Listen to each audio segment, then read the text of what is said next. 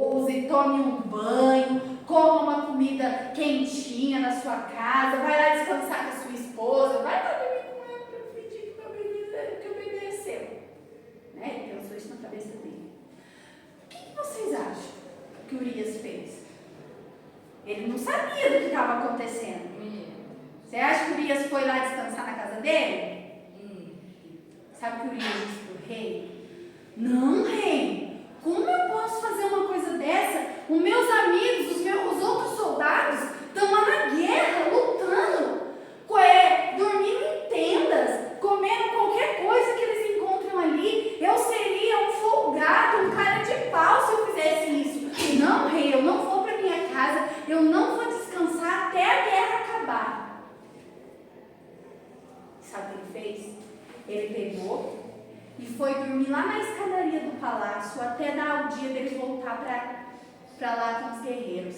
Ele não foi para a casa dele, porque ele não achou justo. O povo está lá guerreando e ele está na casa dele, bem folgado.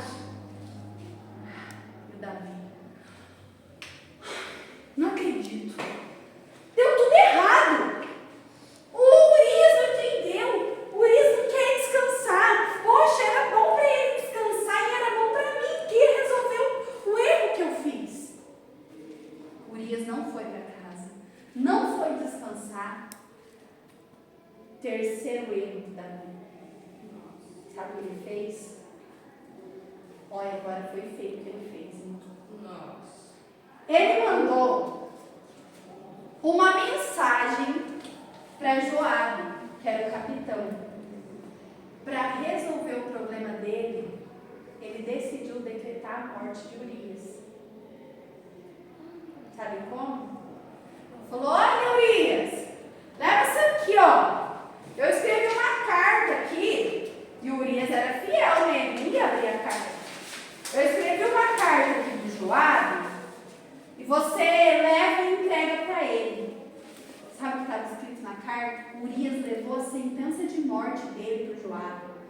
Porque o Urias levou na carta escrito assim: Joabe, eu quero que quando Urias chegue, ele fique. Ele estava aqui, ó, eles tinham cercado toda a cidade. Tinha soldados aqui em volta da cidade toda. Só que os soldados estavam espalhados. Eu quero que Urias fique bem perto dos guerreiros, que ele seja da linha de frente. Se vocês estão vindo, ó, na guerra, vem soldado daqui, vem soldado de cá, e vai se enfrentar. Quem morre primeiro? Quem está na frente ou quem está atrás? Na frente. E ele falou: põe Urias na frente. E aí, o que vocês acham que aconteceu? Ele morreu. Naquele momento, os flecheiros, os arqueiros, estavam atirando flechas contra os soldados. Era uma guerra. E Urias morreu. Ele levou ali, naquele rolinho, a sentença de morte dele e ele nem sabia. Ele sendo fiel, ele querendo ajudar o povo e o próprio rei traiu o Davi. O Davi traiu Urias. E aí, o Joabe mandou um mensageiro. Carta do rei. Deixou a carta aqui. Agora, mensageiro, você vai e entrega essa carta para o rei. E você diz assim para o rei. Ele vai fazer algumas perguntas para você, mensageiro. Quando ele vai ler e ele vai fazer algumas perguntas. Quando ele fizer as perguntas para você, você responde para ele que Urias, o soldado Urias morreu. Sabe, tipo assim, ó, o problema está resolvido? Acho que ele morreu. Ele morreu, Enzo. Você não está acreditando? Ele morreu. Urias morreu. Urias morreu para encobrir o pecado de Davi. Davi não foi para a guerra, primeiro erro. Deitou, dormiu lá com a mulher que não era dele, engravidou ela, depois mandou Urias ir dormir com ela, mas ele não foi e por último ele mandou matar Urias. Ah, não mandou não, professor, ele mandou só Urias ir na frente. Mas era a mesma coisa, não é? Se na frente tem mais chance de morrer. Eu já sabia. Sabe o que Davi fez? É uma matemática simples.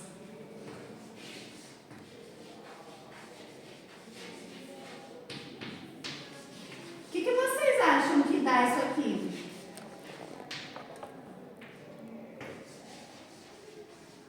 Tem como dar outra coisa? Pecado mais pecado não tem como dar outra coisa. Dá pecado. Fez um pecado, depois ele fez outro, e virou uma bola de neve. Por quê? Sabe o que ele precisaria? Ele fez um pecado. O que ele deveria ter feito, gente?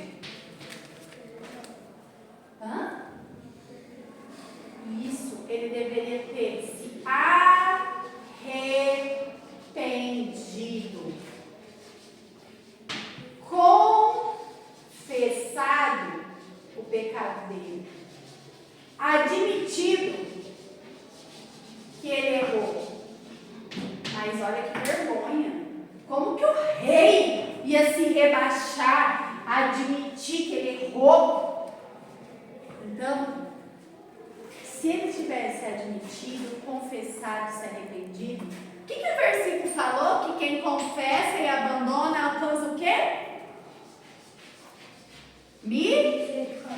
Misericórdia. Sabe aquele abraço que você recebe quando você pede perdão para alguém? Sabe aquele abraço que a pessoa, você erra e você pede perdão? Sabe aquele abraço que você recebe? É isso que Deus te dá quando você se arrepende. Deus te diz, tudo bem, eu perdoo você. Porque Deus sempre está pronto para nos perdoar. Porque Ele é bondoso, Ele é misericordioso. Deus não quer que você fique fazendo pecado para esconder os outros. Ele quer que você se arrependa. E a Bíblia diz, não se deixe enganar. De Deus não se zomba. Sabe o que é? Ah, Deus, enganei você, consegui. Urias morreu, agora já era. Dançou, Deus, ganhei. De Deus não se zomba. Plantou, vai colher. Era o rei. Mas a aula que vem vocês vão ver a consequência desse erro dele. A Batseba estava grávida, foi morar na casa do rei, mas vai ter consequência. Agora ela era mulher do rei, mas vai ter consequência. Porque todo pecado tem consequência. Todo erro nosso tem consequência. Nós precisamos entender que você não é perfeito. Ninguém é perfeito. Sabe quem é o único perfeito? Deus. E Ele está sempre pronto para te perdoar. Por isso que quando você errar, você tem que orar e pedir em oração. Senhor, me perdoa, eu errei e eu não quero ser assim. Porque se a gente se acostumar a ser assim, a gente vai ser horrível. Se você acostumar a mentir, se você acostumar a xingar, você vai se tornar uma pessoa horrível. Você tem que entender que você precisa de arrependimento. Você tem que entender que Jesus morreu lá na cruz para que você pudesse ser salvo. Jesus morreu lá na cruz para que você não fosse para o inferno. Porque do mesmo jeito que existe o céu, que é maravilhoso, lá onde não tem dor, lá onde não tem sofrimento, lá onde não tem bandido, não tem pecado, não tem pobreza, não tem miséria, tem lá o céu, mas também tem o inferno, onde vai estar o diabo, num lago de fogo, que todos aqueles que estiverem com ele vão ficar sofrendo eternamente. Aqui, quem não escolher Jesus vai estar ali sofrendo eternamente. Mas aquele que acreditar que Jesus morreu lá na cruz para salvar o seu pecado, porque hoje a gente viu que todos nós somos pecadores. Mas Jesus entregou a vida dele lá na cruz para você poder falar assim: Jesus, eu creio que você morreu por mim. Eu creio que depois que você morreu, você ressuscitou. E foi de volta lá para o céu, porque o Senhor é poderoso. Se o Lucas morresse para pagar o meu pecado, ele não ia conseguir. Ele não ia ressuscitar. O Igor também não. Nem o Gustavo, nenhum de vocês poderia morrer e ressuscitar. Só Jesus. Só o sangue dele, que ele desceu lá no inferno e falou para o diabo: ó, eu vim aqui defender o Gustavo, defender o Lucas, defender a Clara, o Igor. E se ele aceitar, eu quero ser o advogado dele. O que o advogado faz? Defende. Então, todos vocês que estão ouvindo isso agora, você tem a chance, a oportunidade de dizer para Jesus: Jesus, eu creio e eu quero que você seja o meu advogado. Eu creio que você morreu por mim, que você deu a sua vida por mim, que você era perfeito, não tinha nem pecado, e morreu por mim para que eu não precisasse ir para o inferno, mas que eu fosse viver eternamente no céu. Todo mundo quer viver no céu. Quando alguém morre, você já ouviu alguém falar assim: ai, judiação, foi para o inferno. Já ouviram alguém falar assim? Não. Por pior que seja a pessoa, todo mundo fala: ai, descansou, está nos braços de Deus. Vocês acham que todo mundo vai nos braços de Deus? Não vai. Ah, mas é porque ele era muito malvado. É porque ele era bandido. Mas e aqueles dois ladrões que estavam na cruz junto com Jesus? Um olhou para ele e falou assim: Jesus, quando você chegar lá no céu, lembra de mim. Naquela hora que ele falou aquilo, mostrava que ele acreditava em Jesus. Ele era ladrão, ele era um bandido, ele estava numa cruz junto com Jesus. E Jesus olhou para ele e falou assim: fique em paz, você vai estar lá hoje mesmo junto comigo no paraíso. Então, não é bondade. Tem muita gente boazinha no inferno. Vai ter muita gente que deu dinheiro para os pobres, vai ter muita gente que ficava fazendo caridade, que vai para o inferno. Sabe quem vai para o céu? Quem olhar para Jesus e falar: Senhor, eu me arrependo. Senhor, eu sou ruim, eu sou errado, mas eu quero Jesus na minha vida. Então, quem quiser fazer essa decisão, agora eu vou convidar todo mundo para baixar a sua cabeça e falar com Deus.